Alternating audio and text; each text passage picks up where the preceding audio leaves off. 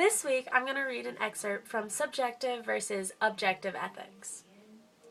It is interesting at this point to ask why our time has lost the concept of life as an art. Modern man seems to believe that reading and writing are arts to be learned, that to become an architect, an engineer, or a skilled worker warrants considerable study, but that living is something so simple that no particular effort is required to learn how to do it. Just because everyone lives in some fashion, life is considered a matter in which everyone qualifies as an expert. But it is not because of the fact that man has mastered the art of living to such a degree that he has lost the sense of its difficulty. The prevailing lack of genuine joy and happiness in the process of living obviously excludes such an explanation.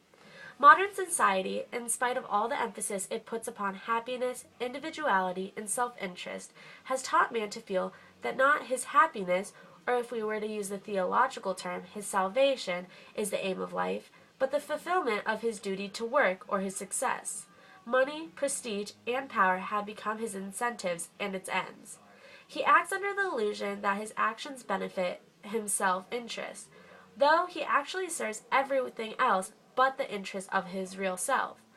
Everything is important to him except his life and the art of living. He is for everything except for himself. If ethics constitutes the body of norms for achieving excellence in performing the art of living, it is most general principles must follow from the nature of life in general and of human existence in particular. In most general terms, the nature of all life is to preserve and affirm its own existence. All organisms have an inherent tendency to preserve their existence. It is from the fact that psychologists have postulated an instinct of self-preservation. The first duty of an organism is to be alive. To be alive is a dynamic, not a static concept. Existence and the unfolding of specific powers of an organism are one and the same. All organisms have an inherent tendency to actualize their specific potentialities.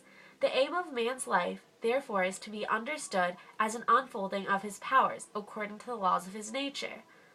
Man, however, does not exist in general. While sharing the core of human qualities with all members of his species, he is always an individual, a unique entity, different from everybody else. He differs by his particular blending of character, temperament, talents, dispositions, just as he differs at his fingertips. He can affirm his human potentialities only by realizing his individuality. The duty to be alive is the same as the duty to become oneself, to develop into the individual one potentiality is. To sum up, good and humanistic ethics is the affirmation of life, the unfolding of man's powers.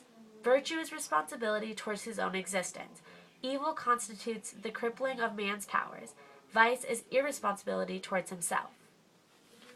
So I think one of the parts that really got me thinking is that, we never really think about living. It's just something you do every day, and you don't ever really think about how to live better or how to understand life. You never really think about how do you understand life. You just go around of, I want to be a doctor, and that you have to learn anatomy to be a doctor, but you never really think about the facts that life isn't simple, and life is really complex, and the things that make up life are sometimes bigger than we can even grasp. But it's so crazy how much we just go through life without even thinking about it, and that we define ourselves by things that are much smaller than life really is. So I think it's really unique that, they say the prevailing lack of genuine joy and happiness is the process of living.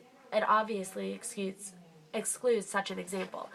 So, we define our happiness and our joy by how rich we are, or if we won our soccer game today or not, or certain things like that. But you don't say, I get really happy because I understand life, or I'm living life the way I want to live it. And I think that's something that could really help change humanity and help as a whole, humanity understand each other better, as if you can actually understand why you should be happy about life and what life does to you. And if you really get how to function in life and be good at it, I think it would make a world of difference.